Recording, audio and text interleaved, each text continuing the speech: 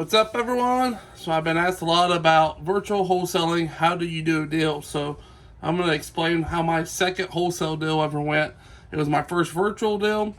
So we're going to break it down, tell you what I did, how it worked for me, go from there. So the house was in Prentiss, Mississippi, which if you don't know Prentiss, Mississippi, it's in the middle of fucking nowhere. It's like bumfucked Egypt, BFE. I posted an ad on Craigslist and said, hey, I'm looking for a pay cash for a house that needs work, something that, it's going to be move-in ready, preferably sooner than later, because I didn't want just a straight-up shit shack at the time. I was new to wholesaling, so I wanted something that was more of a cosmetics, just need updating. So a guy reached out, sent me an email, says, hey, I have a house I'm looking to sell, $40,000 cash, has a few acres of land. We currently live in the house, so, you can live in it right now, and then you can fix it up while you're living in it. So I called him, we went back and forth, and I'm like, hey, can you shoot me some pictures, give me the address and all that good stuff? So he did. And I was like, well, unfortunately, because of the location and it being straight out of 1970, that was the year it was built, in the 70s, never been updated. I was like, it needs a lot of work. The roof was due for updating, like it was literally at the end of its time. So I was like, man, I don't even want to make you an offer because I'm going to feel like my offer is going to offend you, and I don't want to do that. So he's like, well, make me an offer. You're not going to offend me. He was an older guy. He's like, me and my wife just want to sell because she's going to college out west. She got accepted into it, so we need to sell it quick so we can get on the road.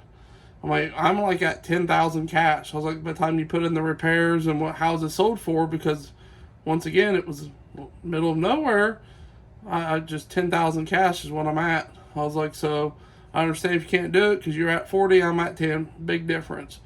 He's like, let me talk to the wife, I'll call you back. He literally called me back 5 minutes later. I'm like, yeah. He's like, 12.5 and it's yours and you pay closing. I was shocked. I'm like, deal. I was like, you have an email? That one that you emailed me with from Craigslist, is that a good email for me to send you the contract for you to look over and sign? He goes, yeah. So I hurried did the contract, emailed it to him through hellosign.com, and he signed it. I'm like, all right, closing date's 30 days out. I sent the contract to my title company via email. I'm like, hey, don't start any title work on this. I got to find a cash buyer, and I'll either assign it or double close. I double closed my first one. This was my second one. So if I had to do it again, it was no big deal. So I advertised the house on Craigslist. I stuck an ad up. I didn't even put a picture. I just put what I had. I stuck it in some of the Facebook groups in that area. Say, hey, I have a house with this much land I'm looking to sell. If you're interested, shoot me an email. So I had a guy finally reach out, and he's like, oh, we're looking to buy an extra place for either, extended family stay or whatever. I don't know what I'll do with it. He wasn't a typical cash buyer investor by no means. He just happened to have the cash because I had it in a contract at 12.5 and advertised it for 25 cash firm. Buyer pays closing. And so he's like, oh, let me go look at it. So I'm like, okay. I was like, well, there's a guy that's there. I was like, I just got the property for him. They're in the process of moving out and everything. So he's like, oh, okay. So I let the seller know a guy's coming by to look at it. I also told him, I don't know what I'm going to do with the place because it's in the middle of nowhere. I was like, so I went ahead and put some ads up because the day I close with you, I'm going to try to either probably just resell it or I'll fix it up. My nose is itching. Like, my beard's tickling my nose, my mustache, sorry. But I was like, I'll either have that guy, I'm trying to see if I can find someone who wants it. It was like, because honestly, for me to send up my guys to, renovate it, it's not a good location. I was like, but regardless, you're going to get paid. So if I can move it, and as soon as I close with you, have it sold to someone else, that's great for me. If you're cool with that, guys will come by and look at it. He's like, yeah, whatever. Yeah, that's fine. So the guy went by, checked it out, they talked. And of course, I told him, I was like, don't mention price to him. I was like, because, I don't want them to know what I have in our contract, try to beat me up on price. So I was like, because at the end of the day, I can fix it up and put it on the market if I have to. So guy was totally cool with it. He understood the game. He was just looking for a quick cash out. Yeah, he was, he's like, if you make money, that's what the whole purpose is. I'm like, yeah, obviously. So the future buyer went to look at it. Him and the seller talked, and then he's like, oh, we want it. So I met the cash buyer. This property was like 3 hours from my house because I lived in Biloxi at the time on the coast. And so I met him where he was from, which was about an hour from my house. Met him. He did a personal check for the earnest money. I got 10% down, so it was $2,500 down. Made out to the title company, and I had him sign a double close contract in person because he didn't do email. So he signed a double closing contract in person. I sent the double closing contract, actually delivered it in person to the title company with the personal check, and I told him, like, hey, how quick you looking to close? And he's like, quick as I can. So I told the title company, as soon as title works back, we want to try to close. But then I had to talk to the seller because he was still packing to move out. He said it was probably going to take him another at least 10 days to 14 days. So I made sure the buyer knew that. I'm like, this guy needs 14 days minimum because they're packing everything up. So the cash buyer was like, that's cool. Totally get it. They were not in no rush to take it over anyways. So told the title company that. We did set it out to 14 days from the day I gave him the double close contract and the assignment, the non-refundable EMD, the check. So 14 days came. I actually showed up in person because to the title company because I wanted to get paid because I didn't have an LLC and I was local. So the seller showed up, I showed up, and then the buyer showed up 30 minutes prior because I got there an hour prior. The buyer showed up first. I signed with him that he paid him, and then the seller showed up shortly after. He actually showed up while the buyer was there, so they talked for a minute, and then the seller and I signed, and I got paid my check. He signed and got paid his check.